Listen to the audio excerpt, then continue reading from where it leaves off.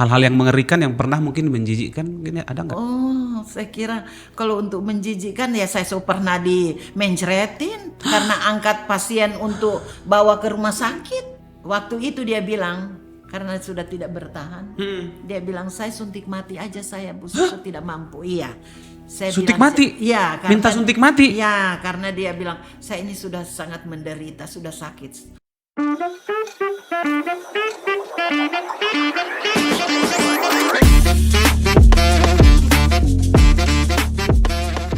Bertemu lagi dengan podcast Salam Papua, media yang akrab, kritis, objektif, dan bermartabat. Kali ini kita kedatangan seorang narasumber yang luar biasa, yang menekuni satu profesi yang tidak lazim, yang mungkin orang tidak mau menekuni profesi ini, karena berhubungan dengan orang-orang yang sudah mengidap satu penyakit yang orang juga masih takuti. Tidak tunggu lama, kita segera berkenalan dengan seorang ibu, seorang nenek, dan juga seorang pelayan Tuhan. Kami perkenalkan nama. Biasa dipanggil Mami Marta Mami atau Marta, Mami ya. Suster. Mami Suster. Bahkan ada yang biasa panggil saya jadi Ibu Pendeta. Karena memang itu Sekali jalan gitu ya. sekali jalan Sejalan. yang saya lakukan hari lepas hari. Oh iya Mam, saya awali dengan begini. Sebenarnya Ibu Marta itu pekerjaannya apa gitu? Dia dan apa yang dilakukan setiap hari? Pekerjaan setiap hari yaitu mendampingi teman-teman baik yang mau ke layanan untuk pengobatan. Pengobatan apa ini? Pengobatan Orang-orang yang terinfeksi HIV. HIV. Oh, jadi Mami ini dipanggil apa sebenarnya? Apakah konselor, PMO, atau juga pelayan, atau ketiga-tiganya? Ya, saya kira ketiga-tiganya. Ketiga-tiganya ya? Iya, karena memang itu yang saya lakukan. Dilakukan ya? Ada kadangkala yang sakit, Mami, panggilkan pendeta kah?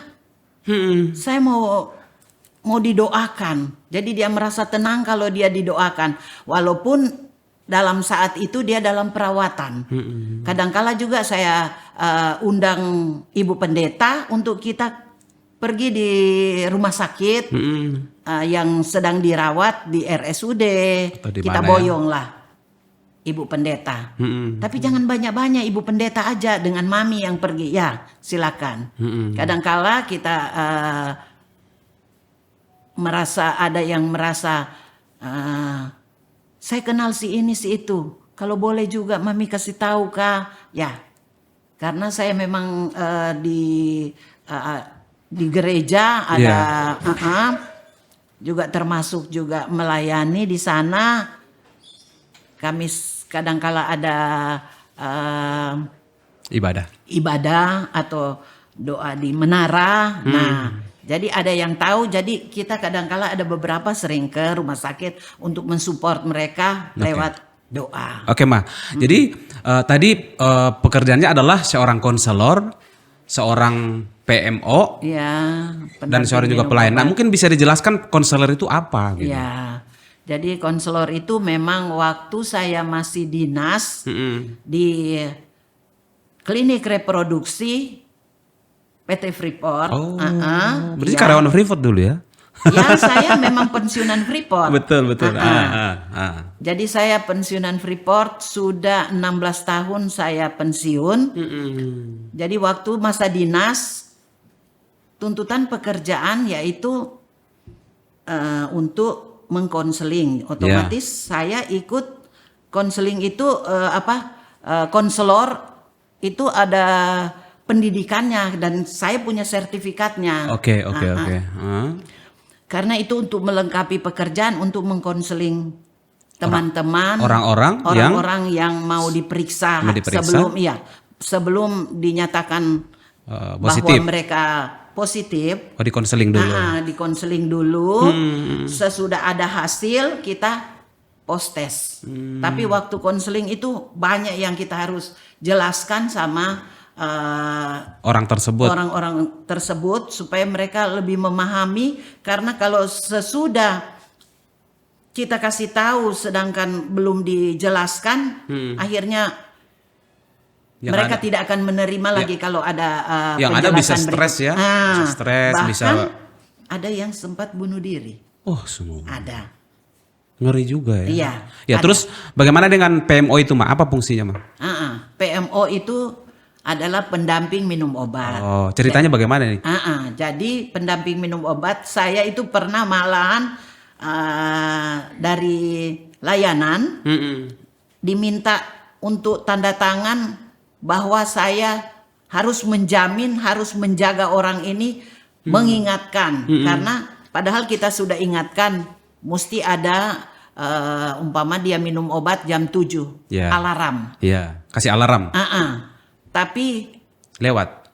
biasa lewat. Jadi kadangkala saya yang telepon, bagaimana? Sudah minum obat belum? Ini kan sudah waktu minum obat. Oh iya, saya lupa. Padahal sudah ada alarm. Dia juga sudah buat alarm sendiri. Ya, Itu namanya PMO ya? Iya, itu PMO. Jadi sejak Mami jadi PMO itu berapa orang yang harus dikasih alarm begitu? Berapa banyak gitu? Iya. Kan repot juga kalau sampai 100. Ya, kita tinggal lihat aja keadaan toh. Ada yang orang Memang harus diingatkan. iya, yang harus diingatkan, ada yang enggak. Jadi hal ini lebih bagus sebenarnya keluarga Oke. keluarga terdekat. Iya. Kalau dia sebagai istri, suami, Suaminya. Kalau sebagai suami istri gitu iya, ya. Atau anak. orang tua. Atau orang Tapi- yang dekat lah ya. Yang dekat. Tapi kan dari pasien itu sendiri, jangan suamiku tahu, jangan orang tuaku tahu, dan itu hak mereka, kami tidak boleh. Ada yang di layanan waktu saya masih bertugas, tanyakan, tadi itu anak saya, hasilnya apa? Saya Nggak bilang, boleh. Enggak boleh, saya enggak pernah kasih tahu hal itu. Saya bilang kalau mau tahu, tanya aja langsung. Nah, gitu. Dan itu harus kayak orang yang bersangkutan Ya. mau membuka diri atau Ya, tidak. jadi kita tidak boleh sembarang. Oh iya, Tidak Ma. boleh.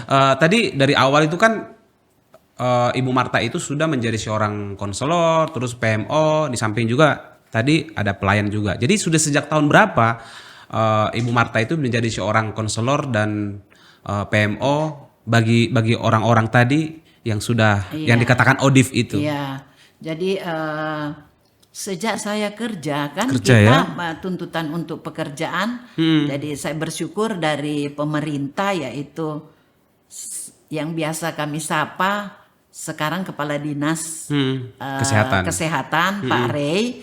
Saya biasa panggil dengan sudah terbiasa sejak dulu itu Pak Bos. Pak Bos ya. Selalu saya panggil Pak Bos. Oh, Pak Bos, Jadi, gitu ya. jadi kadangkala kalau di banyak orang kan kayak tidak bagus, tapi itu yang sudah menjadi terbangun di dalam Diri ya. diri saya bahwa panggilan akrab itu Pak Bos. Pak Bos. Dan Jadi- orang yang dipanggil bos juga nggak keberatan kan? Karena kita itu selalu ketemu, malahan Pak Rey itu kalau ketemu langsung Peluk ya, biar seperti kepada orang tua iya, gitu ya. itu karena sejak dulu karena Pak Rey lah yang membentuk saya lewat pelatihan, bahkan saya pernah dikirim untuk pertemuan di di Surabaya, Surabaya, untuk pertemuan IPPI, Ikatan Perempuan Positif Indonesia. Itu tahun 97. 97, awal-awal ya? Iya, awal. Nah, itu kan saya juga saya kan mulai kerja 97. Di klinik reproduksi Klinik Malkon reproduksi, tadi ya. iya. Oh, jadi dari situ awalnya Ibu Marta bertemu dengan orang-orang yang ODIF tadi ya. Tadinya bahkan waktu pertama kali, waduh, sudah kita jabatan tangan, peluk-pelukan, baru dinyatakan bahwa si A Itu yang tadi pegang tangan dia positif. ODIF. Waduh, waktu Takut gitu pertama ya? saya takut, dulu sekali. Dulu, Tapi iya. kalau sekarang saya tidur-tiduran, peluk-pelukan dengan mereka, tidak ada masalah. Bahkan makan bareng, satu piring pun bisa, nggak apa-apa. Nah, ini yang menjadi salah satu mindset yang ada di pikiran masyarakat umum bahwa Iya. ketika orang sudah ODIF tadi harus dijauhi, nggak boleh dekat-dekat, nggak boleh pelukan, nggak boleh satu piring, apalagi satu tempat tidur gitu kan. Nah, itu menurut Mami bagaimana? Wah, itu salah sekali. Pemikiran yang salah ya? Iya. Mungkin bisa dijelaskan, Ma? Iya, tidak bisa karena saya sejak mulai kerja dan bergaul dengan mereka, memang pertama takut. Itu seperti tadi saya bilang, pegang tangan serta dinyatakan dia, waduh, ini awalnya. terus ke awalnya. Tapi dengan berjalannya waktu karena pelayanan hari-hari, waktu saya masih di malaria kontrol bagian penanggulangan HIV/AIDS di sana, baru saya sadar dan saya mengerti bahwa mereka butuh kasih sayang. Butuh kasih Jadi sayang, saya setiap ketemu dengan mereka, peluk mereka. selalu peluk dengan mereka. Jadi ketika Ibu Marta sudah tahu kalau si A itu misalnya sudah positif nih, Iya. sudah jadi ODIF gitu Iya. ya. Pasti kan sudah ada ciri-cirinya juga ya, atau gimana awal-awalnya? Ciri fisiknya maksudnya, ciri iya. fisik gitu ya? Sebenarnya kalau awal itu kita nggak bisa lihat. Nggak bisa ya?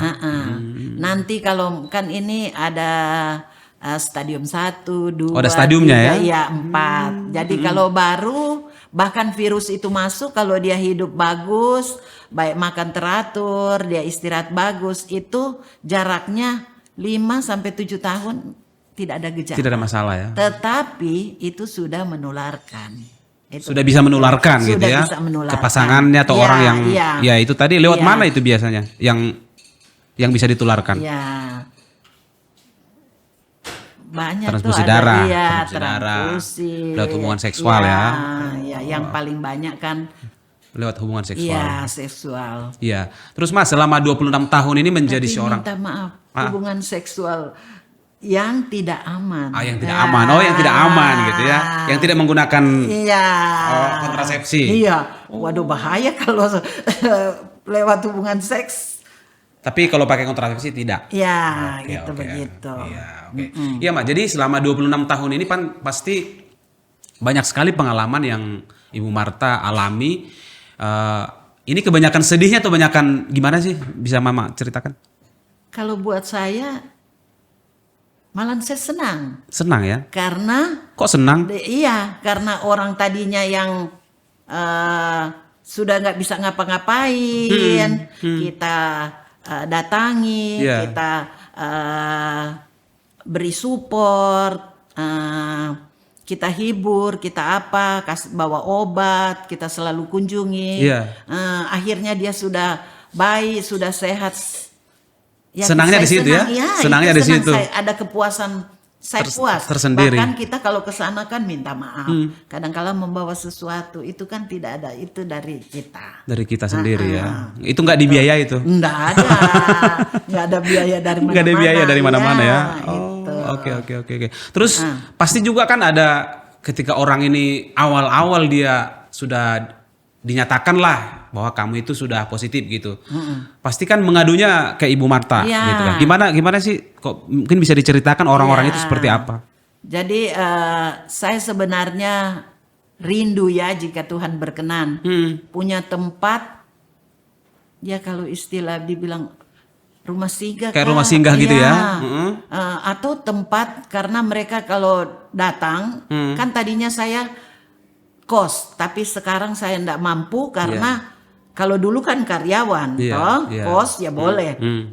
Jadi kadangkala mereka mau berkeluh kesah, kalau curhat saya gitu ya? dengan keluarga kan baik anak-anak, cucu. Nah, tapi kalau ada satu tempat, kadangkala mereka waktu saya masih kos-kosan, mereka datang langsung nangis guling-guling. Saya Oh, guling-guling ya? iya guling-guling karena ibu saya bagaimana, aduh saya bingung sambil mereka menangis. Teriak-teriak gitu Jadi ya. jadi saya biarkan dulu, sesudah dia tenang baru saya mulai cerita. Iya, karena sambil dia guling-guling kan ngoceh, ini itu, ini begini, saya bingung Bu begini, saya ini takut, saya mulai jelasin. Jadi gitu, saya nangkap di kala waktu dia Sudah diam baru bisa cerita. gitu. Oh, hal-hal yang mengerikan yang pernah mungkin menjijikkan mungkin ada nggak? Oh, saya kira kalau untuk menjijikkan ya saya pernah dimencretin karena angkat pasien untuk bawa ke rumah sakit. Kita mesti biar tengah malam kita cari mobil, bahkan pengalaman kemarin saya tidak tahu rupanya ada ODIF yang kos di tempat pernah menjadi apa ya, mobil yang sering saya pakai. Dulu kan mobil kuning ya.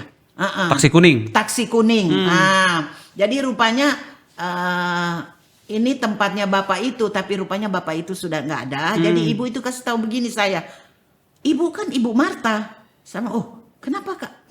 Kena ada apa Kenal Bu? gitu. Kok kenal? Kok tahu nama itu? Iya, karena suami saya dulu ibu selalu telepon dia biar malam, jam 2 malam, jam 1 malam. Ingatkan gitu ya. Enggak, telepon untuk antar pasien. Jadi itu suami saya, Bu. Oh, begitu. Oh, saya bilang, oh saya baru tahu. Itu. Jadi kita kadangkala mobil itu kita langsung ambil plastik kan. Jadi Dilapisin itu ya? lapisin tempat duduk karena dia diare ndak berhenti. Itu kita cepat bawa lari ke rumah sakit. Gitu. Itu hal-hal yang bukan menjijikkan ya maksudnya. Iya, ndak ada yang menjijikkan. Nggak ada ya. Kita peluk dia kan kita mesti angkat. Memang kita harus pakai handskon, ya. ke apa toh? Pakai safety lah istilahnya, safety iya. gitu ya. Tapi bagaimanapun kan Kita harus tolong toh. pikiran orang itu kan ketika orang sudah ODV itu kan sesuatu yang harus dijauhi, yang nggak boleh lagi bergabung dengan keluarga. Mungkin pengalaman mereka seperti apa, Mak? Iya, tidak boleh dong. Tidak boleh ya? Mesti. Mesti. Justru dari support dari keluarga itu sangat penting. Sangat penting ya. Iya.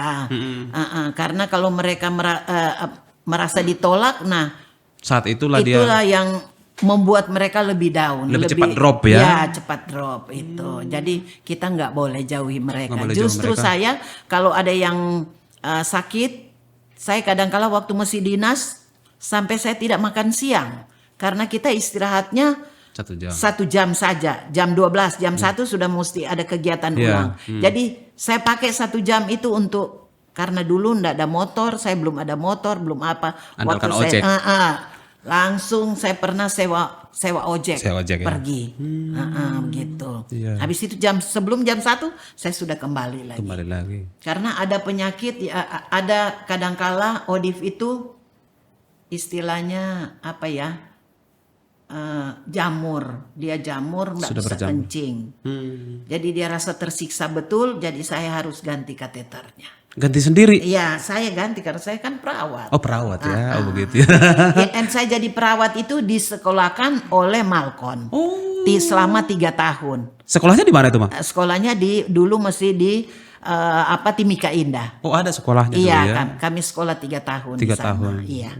Jadi saya bisa nyuntik, bisa itu ya perawat. Iya, makanya tadi Jadi saya soal kira cabut ada kebetulan. soal cabut kateter, itu kan dengan perawat. Ternyata seorang perawat. Iya, karena itulah saya berterima kasih dari PT Freeport yang sudah sekolahkan saya dan pekerjakan, karena lewat kerja di klinik reproduksi saya bisa jadi seperti Bapak bilang tadi, jadi konselor, Jadi PMO. Jadi saya senang pekerjaan ini karena saya bisa membantu, saya boleh berdampak Bagi orang lain. bagi banyak orang. Oh ya, Mak. Tadi pasti kan Ibu Marta pernah menghadapi masa-masa akhir seorang ODIF. Ya. Mungkin bisa diceritakan, Mak. Iya. Jadi itu apa namanya yang di rumah sakit ya, di kita rumah sakit ya. sampai pernah, karena kalau yang di rumah sakit kan kalau dia pendatang enggak punya keluarga, kami harus cari orang untuk menjaga di sana. Jadi menjaga di rumah sakit itu kami danai 1 malam itu 100.000. Oke. Jadi dia harus jaga. Jadi kalau kenapa-kenapa cepat kita lari lagi ke sana. Info gitu ya, info. Jadi kita harus jaga, ingatin, jangan takut, ada kami. Betul, orang keluarga tidak ada tapi ada kami. Jadi kau harus semangat.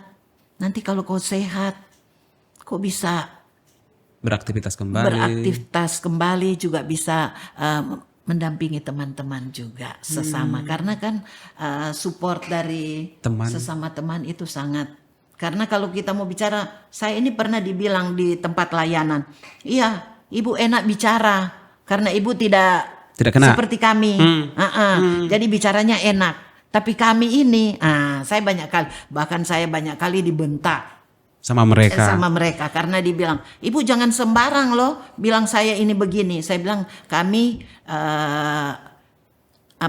perawat di sini hanya menerima hasil dari laboratorium. Mereka pun tidak tahu karena itu kan ada kode-kode bukan nama. Jadi mereka tidak Kode. tahu. Jadi oke. saya ini baru buka amplop. Jadi saya juga nanti kita bareng lihat ini.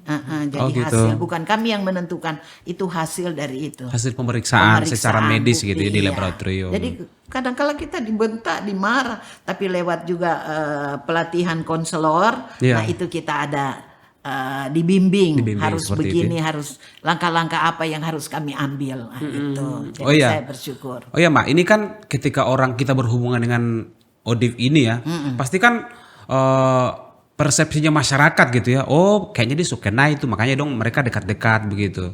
Kalau menurut Mami sendiri gimana?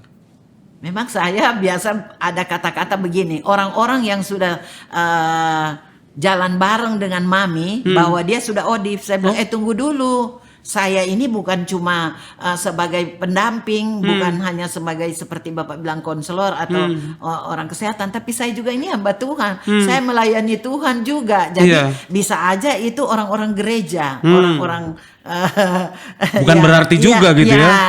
Itu. Misalnya nanti ketemu saya di pasar, Mami Marta gitu, Iya. saya bilang, itu orang bilang, itu pasti kena itu. Ya, itu. Jadi tidak boleh begitu karena pekerjaan saya bukan cuma sebagai menangani ODIF, tetapi saya juga Banyak pekerjaan lain. banyak pekerjaan lain. Sebagai nenek juga ya. Ya, sebagai nenek, sebagai oma, Sebagai oma, sebagai ibu mertua. Ya, itu.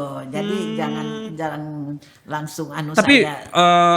pernah nggak hal itu dialamatkan ke ibu sendiri? Oh, pernah. Pernah ya. Tanggapan ibu gimana? Saya bilang, tunggu dulu. Tunggu dulu ya. Bukan berarti kalau saya sudah peluk-pelukan atau saya sejalan dengan orang itu dia sudah ODIF. Tidak.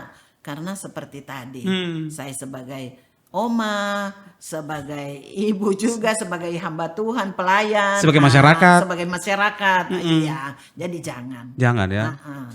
Jangan salah menilai. iya betul. Jangan salah menilai gitu ya. Karena kan pekerjaan itu banyak yang saya kerjakan itu. Ya. Mungkin kalau saya di rumah sakit, karena itu memang walaupun saya sekarang sudah 70 tahun, tapi saya tetap masih kerja. Masih cantik juga. Puji Tuhan, Pak, sampai. Iya, terus Ibu Marta, sampai sekarang mungkin Ibu bisa hitung nggak berapa orang sih yang sudah didampingi sejak 26 tahun ini? Waduh, sudah ratusan. Ratusan ya? Ya.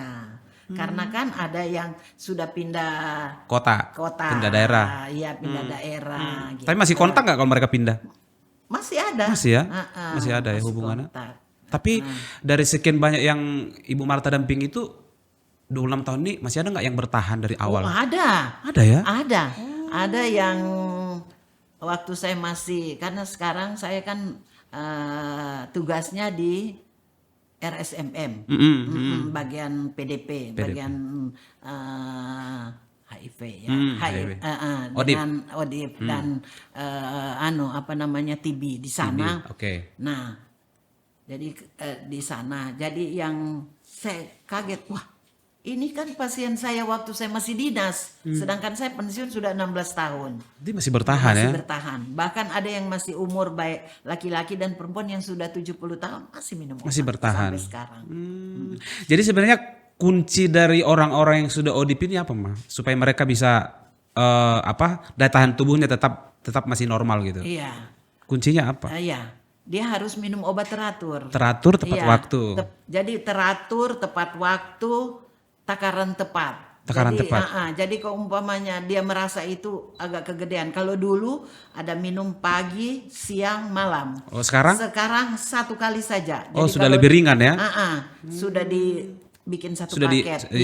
dipadatkan ya? Iya, dipadatkan. Jadi dia minum satu aja. Jadi kalau dia minum pagi, pagi terus. Jadi kalau dia minum malam, malam terus. Cuma satu aja. Jadi ringan. Kalau dia merasa ini kegedean, mungkin Bisa dipecah. dipecah. Nah itu takarannya jadi tidak lagi, tidak tepat. Maksudnya dipecah tapi diminum sama-sama gitu. Harus begitu ya? Ya kecuali dia, karena nggak boleh itu.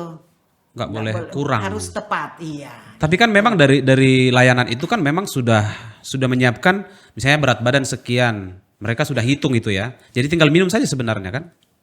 Kalau yang itu bukan seperti obat malaria. Kalau obat malaria itu mesti oke. ikuti itu. Tapi kalau yang ODIF ini itu 1 biji. 1 biji saja. 1 biji. Nggak kayak dulu ya sampai Berapa tiga kali Macam, gitu. iya. Sekarang 1 ya. Iya, 1 aja. Pokoknya sama untuk semua Ya, gitu. untuk semua, untuk yang kalau anak-anak sih tersendiri. Tersendiri. Untuk, Oh, beda lagi. Ya, umur. Ya betul juga Bapak bilang tadi umur. Iya umur. Iya. Oh iya Mas, saya dengar juga kan ada juga misalnya orang tuanya ini sudah ODIF gitu ya. Terus melahirkan lah gitu. Nah, sepengalamannya Ibu Marta sendiri anaknya bagaimana sampai sekarang? Nah, Pernah nggak kayak gitu? begini, makanya sekarang kan kalau Ibu Bumil itu selalu diperiksa. Diperiksa ya. Jadi dikala mereka dinyatakan mereka terinfeksi, itu langsung start obat. Oke. Obat ARV itu langsung diberikan. Oke. Untuk mencegah jangan sampai ibu menularkan ke anak, Ke bayinya. ke bayinya. Oh, oke. Jadi itu demikian. Sudah langsung dari awal. Iya. Langsung. Ketika misalnya masih dalam kandungan sudah harus minum. Iya, langsung minum, langsung diterapi. Diterapi. Nah sampai sekarang ada nggak yang Mami lihat itu masih bertahan dari lahir sampai sekarang anaknya sudah besar gitu? Ya, ada banyak. Ada banyak ya? Jadi dia lahir dari Ibu ODIF. ibu ODIF, bapaknya juga ODIF. Tapi anak-anaknya ada yang 2, ada yang 3 tidak ada terinfeksi. Kok bisa ya? Bahkan kemarin kita ada minta maaf. Iya. Ada pertemuan, saya wawancara 1 orang. Dia bilang, ibu saya nggak tahu baca, nggak tahu tulis. Saya bilang, enggak apa-apa, yang penting hati ibu kan baik tuh. Mengasihi keluarga, iya. Saya, suami tidak kena. Hanya saya sendiri. Anak 2 tidak kena. Tidak kena. Bahkan ada sekarang itu yang kemarin, dia nyatakan bahwa suami anak-anaknya tidak kena.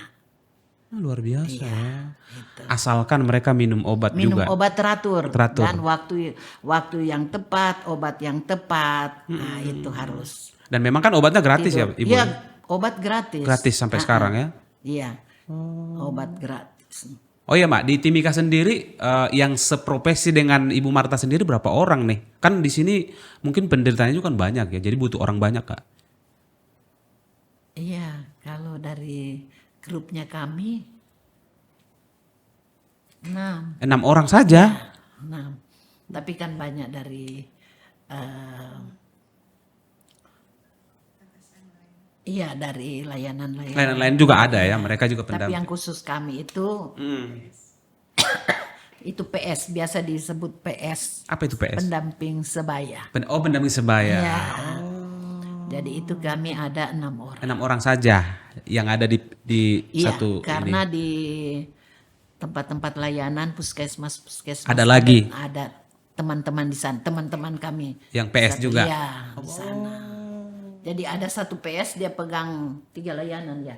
3 layanan. Ada. Iya, ada. Begitu. Terus Ibu Marta, ini kan 6 orang ini ditentukan nggak berapa orang yang harus dia dampingi? Ya kami memang sebenarnya punya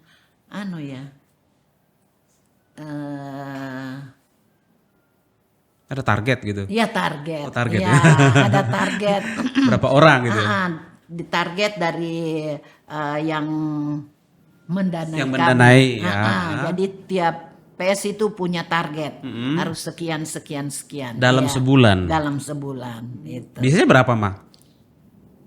10, 20? Waduh, lebih dong. Lebih ya? Iya, itu yang di layanan. Tapi ada juga karena yang tadi saya bilang, sejak saya dari Malkon, Ya. saya kaget dia ada di Karitas sana. Ya, walaupun itu, jadi kami sudah dibagi wilayah-wilayah. Oke. Tapi karena dia sudah ada kenal ya, kayak ada ikatan begitu, jadi dia selalu cari Cari mami ya. Jadi Cari dia ibu ya. merasa nyaman, ya dia tetap. Walaupun dia Sudah. ambil obatnya umpama contoh Iya. di Vania di Puskesmas Timika, tapi dia kadangkala maunya anunya ke saya itu begitu. Minta supaya saya juga Tetap dampingi, dampingi tetap dia. ya. Iya, Bisa juga mungkin gitu. konsultasi ke Ibu Marta ya. Ya, Karena itu sudah begitu. senior begitu ya. Ya mungkin juga dia sudah merasa nyaman karena saya sudah tua kah sebagai mama kah sebagai apa. Dia Oke. rasa nyaman begitu. Oke. Ya Ibu Marta tadi sempat disinggung soal rumah singgah gitu. Seberapa penting rumah singgah ini bagi Odif? Aduh, saya kira sangat penting Sangat karena penting ya. karena sejak masih seperti Bapak bilang tadi kita ada dengan dulu berdampingan juga dari ibu-ibu dari Kuala Kencana, Ibu Eli namanya. Itu pernah kami sewa tempat di gorong-gorong. Oke. Karena dia harus khusus. Karena tidak ada keluarga, jadi kita beremuk dengan Ibu Eli. Akhirnya kita sewa satu tempat dan dibantu oleh beliau. Sekarang ada di Malang. Jadi saya bersyukur sekali dengan Ibu Eli. Waktu ada di Timika banyak membantu kami. Jadi kami sewa dan kami bayar per bulan, mana untuk makannya, untuk apa saya dibantu. Jadi saya Tapi sekarang sudah tidak? Sekarang tidak sudah nggak ada lagi. Karena beliau juga tidak ada. Jadi, Tidak ada lagi. Juga tidak seperti lagi dulu. Kalau dulu kami banyak harus kerja keras dan saya mesti banyak seperti tadi Bapak bilang, saya pernah titip ke rumah Al-Qur'an. Di situ bahkan orang itu dipekerjakan jaga masjid, digaji. Dia dapat pendapatan, jadi dia hidup sudah bagus. Iya. Tapi karena dia merasa mengingat kampung halaman, dia kembali ke Kampung halamannya. kampungnya. Berapa bulan kemudian Balik lagi. akhirnya dia pergi. meninggal. Pergi. Dia pergi.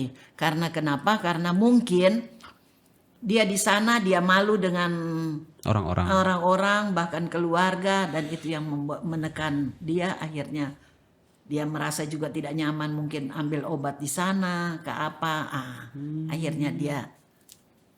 Tapi selama ada di Timika dia bagus. Dia mendapat juga upah dari hasil kerjanya menjaga masjid. Itu begitu. Oke.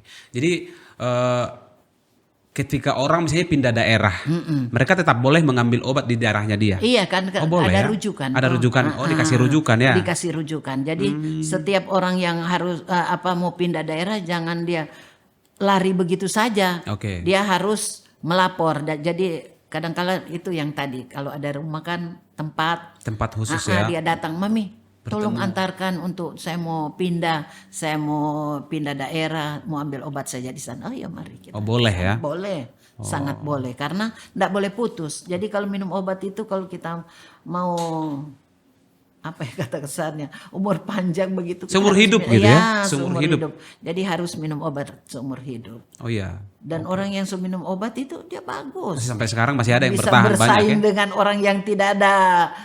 Yang normal, yang tidak kena, yang tidak odif. Gitu ya. Asalkan mereka patuh minum obat. Iya. Mereka bisa kerja bagus. Oke.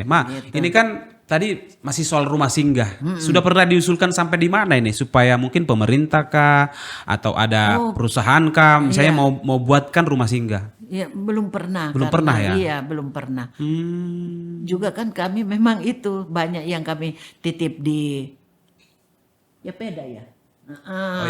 Peda ya. Iya, dia Peda, karena di sana ada apalagi waktu itu saya juga sering berdampingan dengan Paterbed. Paterbed. Oke. Jadi kami kadang-kala jalan bareng, dan Paterbed kadang-kala saya bilang mari kita pergi lihat, ya kita bareng. Begitu juga waktu Ibu Eli masih ada di Timika. Kerjasama kita kerjasama. Jadi pergi lihat langsung, karena orang kan biasa kadang-kala kalau saya foto mereka bilang, mami ini foto-foto. Saya bilang saya ini nggak punya apa-apa. Jadi untuk survei membuktikan ini loh kita mau pergi ke sana orangnya seperti ini. Nah itu begitu. Oke. Jadi kami juga enggak boleh sembarang kan ini rahasia Pak. Ya, Jadi kita juga mesti kasih tahu dulu orangnya. Dia bilang oke enggak apa-apa Mami. Tolong bantu kami. Gitu. Bahkan ada yang keluarga anjurkan seperti itu.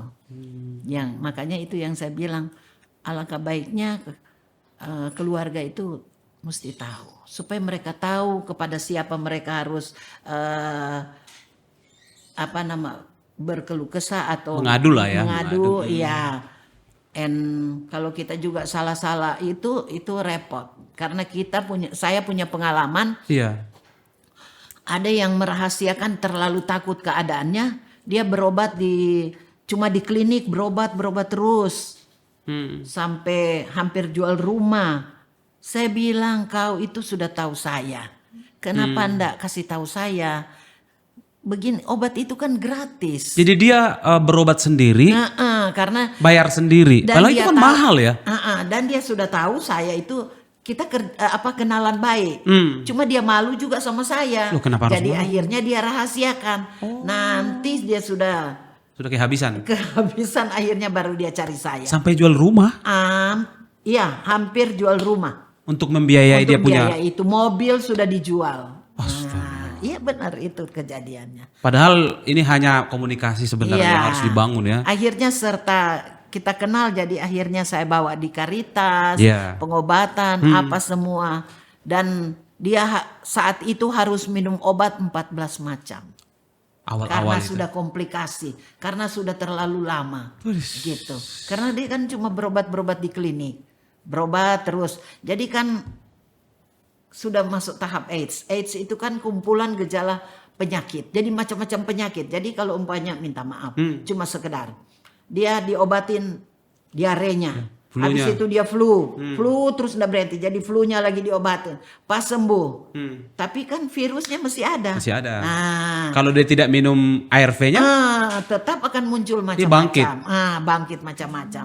Akhirnya bisa TB, bisa macam-macam. tapi pada akhirnya orang itu Sekarang sudah bagus. Sudah bagus, Bahkan sudah waktu itu dia bilang karena sudah tidak bertahan, dia bilang saya suntik mati aja saya Bu, saya tidak mampu. Iya. Saya Suntik bilang, mati? Iya, Minta suntik mati? Iya, karena dia bilang saya ini sudah sangat menderita, sudah sakit. Mana mau hafal ini obat, jam sekian obat ini, jam sekian, aduh saya pusing gitu. Jadi saya banyak kali kalau sudah waktu lowong di rumah saya ke rumahnya. Kunjungi yang pada awal-awalnya ARV itu 14 macam. Bukan karena dia sudah masuk tahap Tahap AIDS, AIDS itu, baru jadi dia harus minum obat 14 macam. gitu. Baru dia diperiksa kan mesti tidak bisa sembarang kan mesti kalau orang dapat ARV kan mesti diperiksa dulu darahnya. Dinyatakan positif dulu. Baru. Tapi sebelum itu dia tidak tahu kalau dia sudah ODIF. Sebenarnya dia sudah tahu Dia sudah bahwa tahu. iya karena dia sebenarnya itu apa namanya ya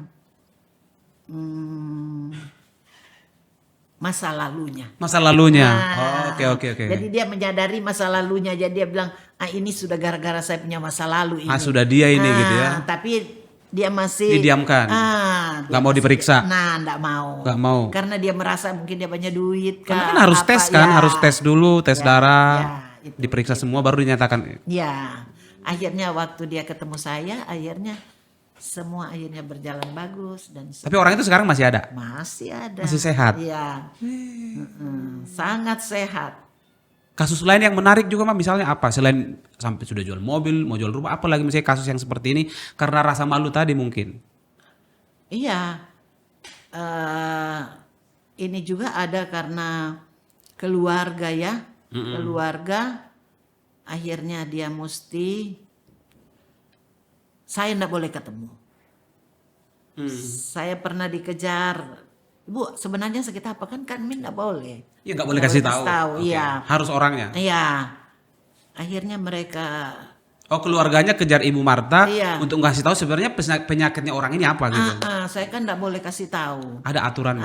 Ada aturannya enggak boleh. Dan saya dilarang enggak boleh ketemu orangnya. Enggak boleh. Ibu Nggak boleh lagi begitu. enggak boleh lagi. Nah, Pada akhirnya? saya bilang kan kalau minta maaf, kalau kita itu banyak kali bilang obat program kan bisa TB Iya. kan, habis itu kan 6 bulan langsung ada sembuh. Iya. Nah, tapi Kalau mereka ini? bilang ini dia bahaya, dia begini, jadi dia dikucilkan, dia Nggak diobati. nggak diobatin. Akhirnya? Gitu. Mereka cuma apa itu dari kampung ke obat air mereka kasih minum gitu gitu. Jadi kan nggak boleh. Gitu. Akhirnya dia lewat. Penyakit ini kan nggak boleh berobat kampung kan?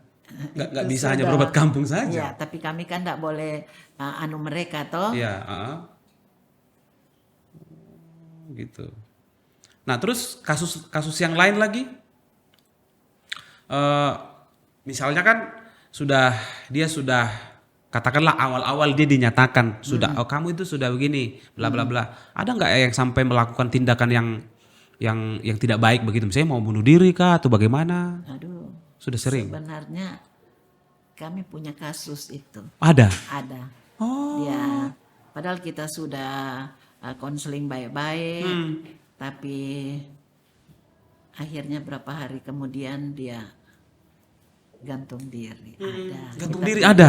Ya, dia Ada berapa kasus itu, Mak? satu Di Timika. di Timika. Nah, itu. Padahal waktu itu dia baru tahu. Iya, dia baru belum tahu belum waktu sampai periksa. AIDS dia. Atau sudah? Mungkin juga dia merasa dia sudah sakit, dia periksa, ternyata dinyatakan itu. Padahal Positif. kita sudah konseling baik-baik, tapi ya, Dia nggak bisa menerima ya. dia tidak. Makanya yang banyak kali kita gagal, pengobatan gagal itu karena tidak menerima status dirinya. Padahal kita selalu kasih ingat bahwa sekarang sudah ada obatnya. Karena saya pernah punya kasus waktu itu baru. Obat belum masuk ke Timika. Iya.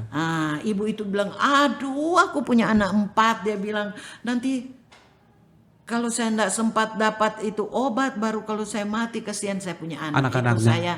Itu saya begitu merasa terpukul. Terpukul, makanya saya terpanggil jadi mau sampai sekarang walaupun sudah pensiun, saya masih mau kerja seperti itu karena dengan pengalaman ibu itu membuka saya perlu punya. Minta maaf, saya punya KDS. KDS itu namanya melatih support group. Nah itu yang saya ingat. Ibu Eli itu Jalan Suci namanya. Yang Ibu Eli yang dari Malang itu. Yayasannya Iya, begitu ya. Jalan Suci. Jadi kami bergabung. Karena saya memang perlu support dari banyak teman-teman. Banyak orang yang pemerhati lah. Pemerhati ya. Itu. Karena memang orang ini kan seperti saya bilang tadi bahwa stigma itu kan masih sangat boleh dibilang kayak seperti gelombang besar, belum bisa kita memberikan edukasi bagi masyarakat bahwa orang ini walaupun sudah ODIP ya nggak harus dihindari kan begitu ya. Iya, nggak perlu. Kita perlu rangkul mereka. Malah rangkul kasihan mereka kan mereka sudah sakit baru kita lagi stigma mereka, kita mereka kucilkan dan bla bla kasihan. Itu akan mempercepat. Iya, mempercepat. Itu yang tadi sampai mungkin bunuh diri karena tidak bisa menerima keadaan. Iya, itu karena dia tidak menerima statusnya itu. Gitu. Jadi itu paling sulit. Kalau dia menerima kan makanya kita bilang. Ibu, bapak harus ingat ada anak-anak yang sayang ibu. Jadi sayangi juga mereka. Kesian kalau kita jadi ibu harus ada. bertahan gitu. Ya, harus semangat. Iya, harus semangat. Itu yang kami lakukan. Jadi kami sering adakan pertemuan. Jadi pertemuan itu buat teman-teman yang mau bergabung. Jadi kalau baru mulai dia langsung bilang, yang satu bilang, saya ini dulunya begini. Aduh. Iya kak, aduh padahal saya ini berbagi pengalaman itu ya. Kami ada pertemuan yang seperti itu. Oke. Gitu. Ya. Jadi dengan pertemuan itu semangat hidup mereka naik lagi. Ya itu begitu semangat. Tapi langsung. Ibu Marta pernah nggak menyaksikan orang ODIP ini katakanlah sudah ODA gitu ya, sudah ini menyaksikan akhir hidup mereka. Bagaimana perasaan mama melihat mereka? Ya saya sebagai ibu tuh ya sedih. Apalagi saya sudah dampingi sekian lama, saya hancur. Kadang-kala saya kalau pulang sampai tidak bisa tidur, tinggal ingat Dia terus ya? Kesian, iya. Sudah seperti ada hubungan gitu ya? Ya, itu. Kadang-kala kan ada satu pasien juga pernah kita bawa lari, dia bilang begini, "Mami ambil saya sekarang," padahal itu tengah malam, jam 1 malam, "ambil saya." Dia dirawat di RSUD, "ambil saya. Karena kalau enggak ini di sampingku sudah meninggal. Nanti aku meninggal di sini. Aku enggak mau. Tolong ambil bawa saya di Caritas." Jadi malam-malam kami cari mobil. Ada pengusaha di sini yang punya mobil. Ya. Juga sering membantu kami. Ya seperti tadi yang saya bilang, pemberhati. Kita ambil mobil dan bawa dia. Jadi saya bawa dia kemana? Bawa ke Caritas, kan dia minta pindah. Pindah. Jadi kita maksudnya pindah. Mungkin dia merasa tidak nyaman karena dia lihat baru itu meninggal, jadi dia takut di ruangan situ. Dia bilang bawa saya ke Caritas. Jadi kami bawa, dan penolakan untuk tidak berobat di RSUD kan mesti ada pernyataan dari keluarga. Betul. Jadi saya pulang paksa ya? Pulang paksa istilahnya. Jadi kita bawa di sana. Oh iya, Mak, satu lagi. Waktu dia mau pergi nih, sudah menghembuskan napas terakhir. Pernah nggak dia menyampaikan pesan ke Ibu Marta? Kayak apa begitu, selamat tinggal kah, apakah? Wah, tidak. Tidak ya? Biasanya? Ya kita cuma tinggal lihat aja, karena kan di sana kalau itu ada segala macam peralatan itu ya, peralatan medis itu ya? Alat itu. Jadi kita tinggal lihat-lihat saja di situ. Aduh kesian. Nah itu begitu ya. Paling mungkin dia masih agak masih bisa berkomunikasi, mungkin juga curhat terakhir bisa juga ya. Iya. Juga kami juga kan banyak dokumen. Kalau dulu juga kan kita kadang-kadang main foto-foto tuh ada dokumen pribadi ya. Ya, itu kita selfie dengan mereka, berfoto-foto bersama. Setumpuk banyak kita punya foto. Kenangan-kenangan dengan mereka ya. Dengan mereka itu begitu. Oke. Gitu. Tak lupa saya berterima kasih kepada PT Freeport ya, yang sudah membantu teman-teman, karena waktu masih dinas di klinik reproduksi itu pengobatan tentang IMS, itu obatnya gratis semua, baik untuk masyarakat, semua yang berobat, masyarakat Timika berobat di klinik reproduksi nggak bayar, itu didanai oleh PT Freeport. Jadi saya mengucap terima kasih, karena juga di dalamnya juga kan ada teman-teman yang periksa gratis, obat gratis juga di Kilo 10. Kami waktu masih dinas itu diadakan hari Senin, Rabu dan Jumat, tapi sekarang tinggal 1 kali. Jadi kita mobile, pemeriksaannya ke Kilo 10 dan obatnya gratis semua. Juga tak lupa kepada Ibu Dr. Nurlan yang sudah membina saya di Malkon, hingga saya boleh ada saat ini. Juga pemerintah, Pak Rey Kepala Dinas yang sudah mendukung, membina, melatih saya, hingga saya boleh seperti ini. Saya puji Tuhan, terima kasih banyak Pak Bos, Pak Rey, ya, karena itu memang panggilan sudah melekat. Tapi beliau sekarang sudah jadi kepala dinas, jadi kita. Ya, kami bersyukur, berterima kasih. Saya kira itu dari saya. Puji Tuhan. Oke, baik. Pembaca, pemirsa dari Salam Papua Podcast. Segitu jauh tadi perbincangan kita dengan Ibu Marta, seorang konselor, seorang PMO, dan juga seorang pelayan Tuhan. Pengalaman ini akan menjadikan kita untuk tidak lagi melakukan stigma terhadap orang-orang dengan HIV. Yeah.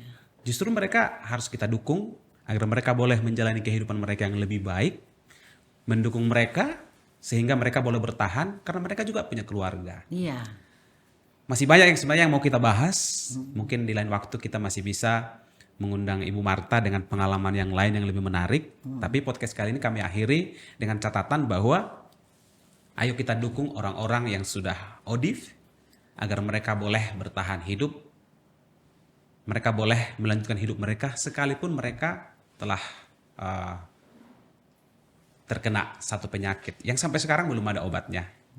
Demikian podcast kita kali ini bersama dengan Belum ada obatnya. Salam Papua, media yang akrab, kritis, objektif, dan bermartabat. Jangan lupa like, share, komen, dan subscribe. Terima kasih.